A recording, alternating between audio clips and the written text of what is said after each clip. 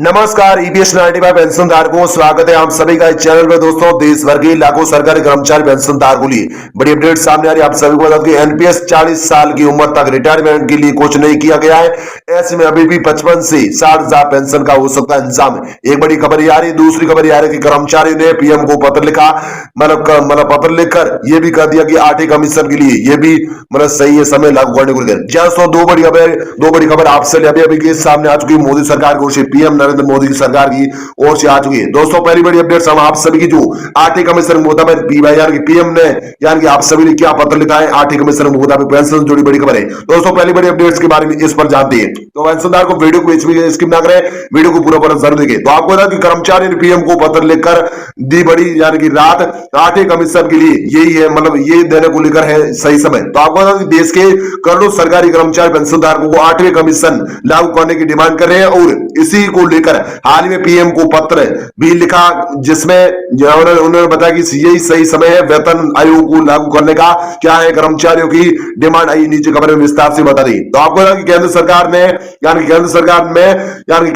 आठवें वेतन आयोग के गठन पर राय मचा दी है। पिछले दिन केंद्रीय वित्त सचिव टी सोमनाथ ने कहा था सरकार द्वारा आठवां वेतन आयोग गठित करने की कोई योजना नहीं थी, जिसके बाद केंद्रीय कर्मचारी संगठन सक्रिय हो गए थे। पहले तो अखिल भारतीय राज्य सरकारी कर्मचारी महासंघ के राष्ट्रीय अध्यक्ष सुभाष लांबा ने कहा केंद्र सरकार द्वारा आठवां वेतन आयोग गठित न करने का फैसला अत्यंत दुर्भाग्य है। दरअसल सरकार के फैसले के खिलाफ आंदोलन होगा। दूसरी तरफ 8 दिसंबर को confederation of central government employees and workers के महासचिव एसबी यादव ने प्रधानमंत्री को पत्र लिख दिया है। इसमें उन्होंने आग्रह किया कि मौजूदा परिस्थितियों में बिना किसी विलंब के आठवें वेतन आयोग का गठन किया जाएगा। दोस्तों, अगली बड़ी की बात करें तो आयोग के गठन का सही क्या है रास्ता। तो आपको बता federation of central government employees and workers के महासचिव एमबी यादव ने अपने पत्र में लिखा, यह आठवें वेतन आयोग के गठन का सही समय है। केंद्र सरकार के कर्मचारी सरकार की रीढ़ की तरह काम करते हैं। ये कर्मचारी सरकार की नीतियों को आम जन तक पहुंचाने का काम पूरी तन्मयता से करते हैं। केंद्र सरकार में पिछली बार 2016 में वेतन आयोग की सिफारिश वेतन आयोग की सिफारिश लागू की थी, जिसके बाद देश में कोविड संक्रमण हुआ। आवश्यक वस्तुओं की कीमतों में भारी इजाफा देखा गया। ऐसे प्रोडक्शन, इंडस्ट्री, निर्माण और स्वास्थ्य सेक्टर में भी तेजी देखने को मिली है। ब्याज की ऊंची दर भी सरकारी कर्मियों के लिए मुसीबत का सबक बनी है। महंगाई दर भी औसतन 4 से 5% की बीच रही है। ऐसी बड़ी खबर आ रही है। इसके साथ अगली बड़ी खबर की बात करो, 10 साल की अवधि पर क्या है वेतन आयोग का गठन। तो आपको बता कि यादव ने अपने पत्र में 5 और 6 वेतन आयोग की सिफारिश का भी जिक्र किया है। 10 साल की अवधि पर वेतन आयोग का गठन होना चाहिए। साथ ही डी और डीआर की दर अगर 50% के पार हो जाती तो वेतन भत्तों में बदलाव होता है। इससे पहले गठित हुए वेतन आयोग ने अपनी रिपोर्ट प्रस्तुत करने में करीब 2 वर्ष का समय लिया है, जिसके बाद सरकार की भी रिपोर्ट को लागू करने में 6 माह का समय ले लेती है। तो federation of central government employees and workers के महासचिव एसबी यादव ने प्रधानमंत्री मोदी से आग्रह किया कि मौजूदा परिस्थितियों में बिना किसी विलंब के आठवें वेतन आयोग का गठन किया जाएगा। उन्होंने अपने पत्र में छठे वेतन आयोग के पैरा 1.4 का हवाला भी दिया है। ऐसी बड़ी खबर आ रही है। इसके साथ अगली बड़ी खबर की बात करें तो राष्ट्रीय व्यापी आंदोलन का ऐलान किया है।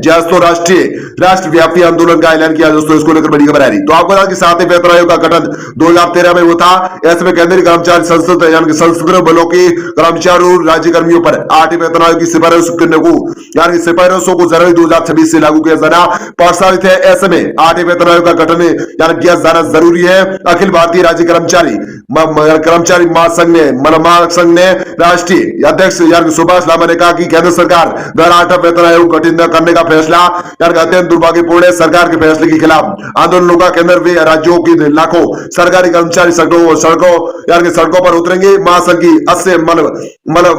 28 व 30 दिसंबर को कोलकाता में होने वाली नेशनल काउंसिल की बैठक में केंद्र सरकार के इस फैसले के खिलाफ अन्य कर्मचारी संगठनों के साथ लेकर राष्ट्रव्यापी राष्ट्रव्यापी आंदोलन का ऐलान किया जाएगा। वैसे अगली खबर की बात करें तो 2013 में गठित हुआ 7वां वेतन आयोग। आपको बता कि बतौर सुभाष लांबा केंद्रीय वित्त सचिव टीवी सोमनाथ का यह बयान इशारा करता है कि 48.67 लाख केंद्रीय कर्मचारियों और 66.55 लाख पेंशनभोगियों के लिए सरकार के इंसेंटिव में 8वें वेतन आयोग गठित करने की कोई घोषणा नहीं, यानी कोई योजना नहीं थी।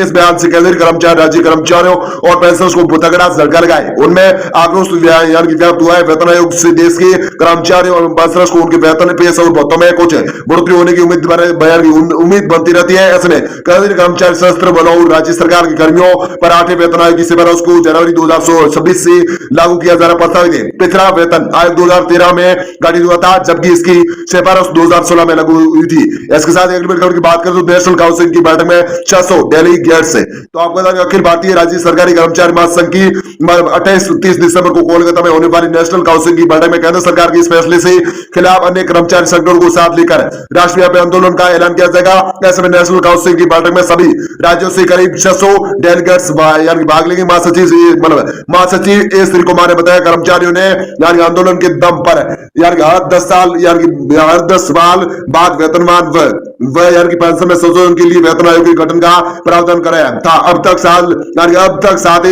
7 केंद्रीय वेतन आयोग का गठन हुआ है। ऐसे में केंद्र सरकार ने उनकी सिफारिश को भी केंद्रीय कर्मचारी एवं पेंशनभोगियों पर लागू किया था। जब केंद्र सरकार वेतन आयोग की सिफारिश को लागू करती है तो जिसके बाद राज्य सरकार भी अपने कर्मचारियों एवं पेंशनभोगियों पर उक्त सिफारिश को लागू कर सकती है। वैसे अगली खबर की बात करें तो यानी एनपीएस में कोई संशोधन मंजूर नहीं।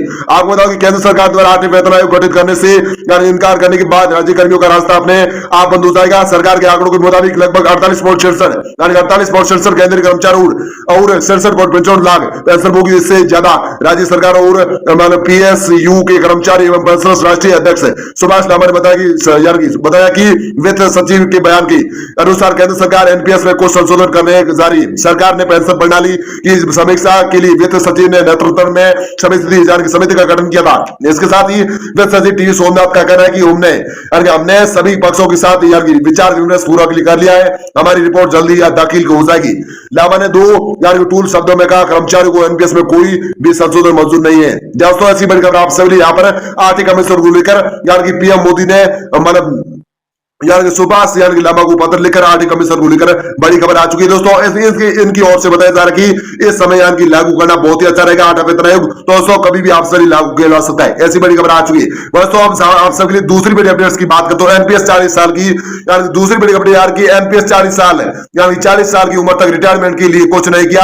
अभी भी 55 से 60,000 पेंशन का हो सकता है इंतजाम। तो आपको बता दें कि रिटायरमेंट जब तक नौकरी में है या आप वर्किंग डे तो आपकी इनकम होती रहती है, तो इन पैसों से आप अपनी पसंद की लाइफ जीने को कोशिश करते हैं तो या जी लेते। लेकिन अगर आप रिटायरमेंट हो गए तो वर्किंग डे ईयर खत्म हो गया तो सोचा कि क्या होगा। तो आपको बता दूं कि अगली बार की बात करें तो एनपीएस जरूरी है कि समय रहते ही रिटायरमेंट के लिए फाइनेंशियल प्लानिंग कर लें। इसमें एनपीएस आपकी मदद कर सकता है। तो दोस्तों अगली बार की बात करें तो आप सब लिए अगली बार खबर आ रही है नेशनल पेंशन सिस्टम कैलकुलेशन। जब तक आप नौकरी में है या वर्किंग डे तो आपकी इनकम होती रहती है। इन पैसों से आप अपनी पसंद की लाइफ जीने की कोशिश करते करते या जी लेते। लेकिन अगर आप रिटायरमेंट हो गए तो वर्किंग डे ईयर खत्म हो गया तो सोचा कि क्या होगा। खास तौर से जब आपने रिटायरमेंट के लिए कोई प्लानिंग नहीं की तो अगर नॉन वर्किंग डे ईयर में अचानक आपकी आमदनी खत्म हो जाए तो आपको अपने हिसाब से जीने में काफी तकलीफ होगी।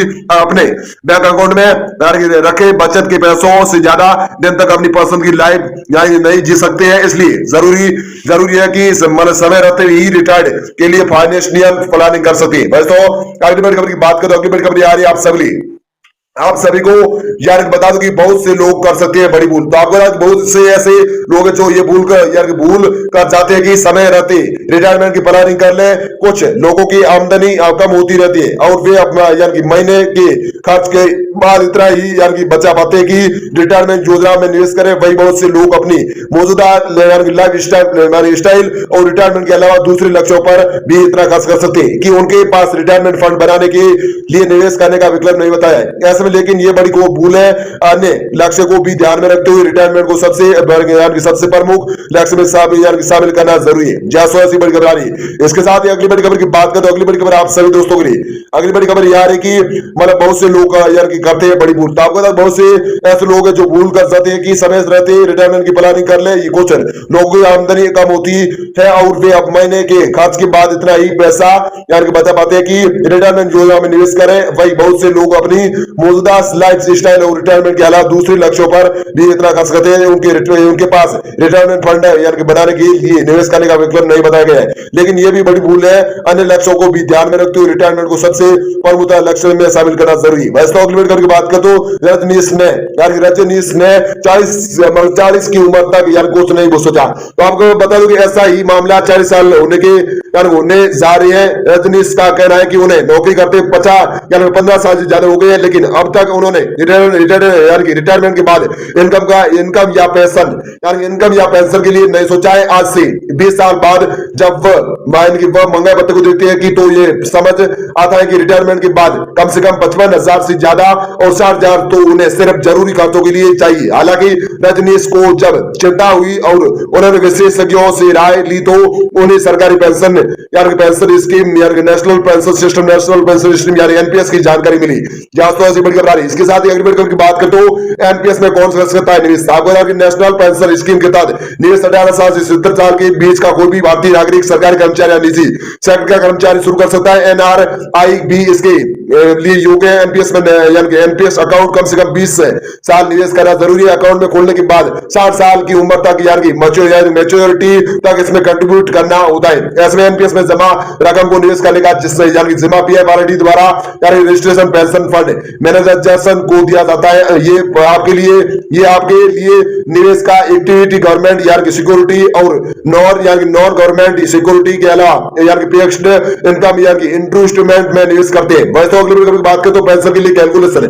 जहां निवेश शुरू करने की निवेश शुरू करने की जो उम्र है वो है 40 साल। हर महीने एनपीएस में निवेश करें 15,000 का। आपका कुल निवेश 37 लाख है। निवेश पर अनुमानित रिटर्न 8% सालाना है। ऐसे में कुल कॉम्प्रेस है 88,54,200 मतलब 9 रुपए का है। ऐसे में 88 लाख का आपका कुल कॉम्प्रेस रहा है। इसके साथ कुल फायदा 52,54,200 209 रुपए रहा है। इसके साथ ही 52.54 लाख रहा है। इसके साथ ही पेंशन वेल्थ का एन्युटी प्लान में निवेश 40% रहा है। Annuity rate 8%। Pension wealth 35.58 lakh रुपए है। ऐसे में लंप सम वैल्यू 53.36 लाख है। वैसे अग्रीमेंट की बात करें तो मंथली पेंशन आप सबकी 23,718 रुपए बनेगी। जैसो इनके हिसाब से आप सभी पेंशन की कैलकुलेशन करके आप सभी मंथली पेंशन 23,718 रुपए बनती है। वैसे अग्रीमेंट की बात करें तो एसडब्ल्यूपी प्लानिंग क्या है। आपको बता कि रिटायरमेंट पर जो मतलब 53.36 लाख रुपए लंप समय वैल्यू मिलता है तो उसमें से आप 13 लाख रुपए इमरजेंसी के लिए अपने बैंक अकाउंट में छोड़ सकते हैं और बचे 40 लाख से एसडब्ल्यूपी की प्लानिंग करें। एसडब्ल्यूपी में निवेश 40 लाख रुपए है। ऐसे में एसडब्ल्यूपी में अनुमानित रिटर्न 10% सालाना है। वैसे की बात करें तो मंथली विथड्रॉल क्या है 35,000। जैसे आपका मंथली इनको जोड़कर एसडब्ल्यूपी की प्लानिंग को जोड़कर मंथली विथड्रॉल आप सभी का 35,000 में बनता है। इसके साथ अवधि 25 लाख फाइनल वैल्यू 1,72,452 रुपए है। यानी 25 साल तक हर महीने 35,000 रुपए विथड्रॉल करने के बाद भी म्यूचुअल फंड अकाउंट में 1.72 लाख रुपए बच जाते हैं। जैसो ऐसी बड़ी खबर आ रही है। इसके साथ अगली बड़ी खबर की बात करें तो मंथली इनकम एन्युटी से पेंशन 23,718 रुपए और एसडब्ल्यूपी से मंथली 35,000 रुपए बराबर 58,718 रुपए करीब 8,000 रुपए आपकी मंथली पेंशन की एन्युटी होती है। दोस्तों ऐसी बड़ी खबर आ रही है। इसके साथ नोट में आपसे ये बताया गया एनपीएस जोड़ने में कम से कम 40% रकम का एन्युटी खरीदना जरूरी होता है। ज्यादा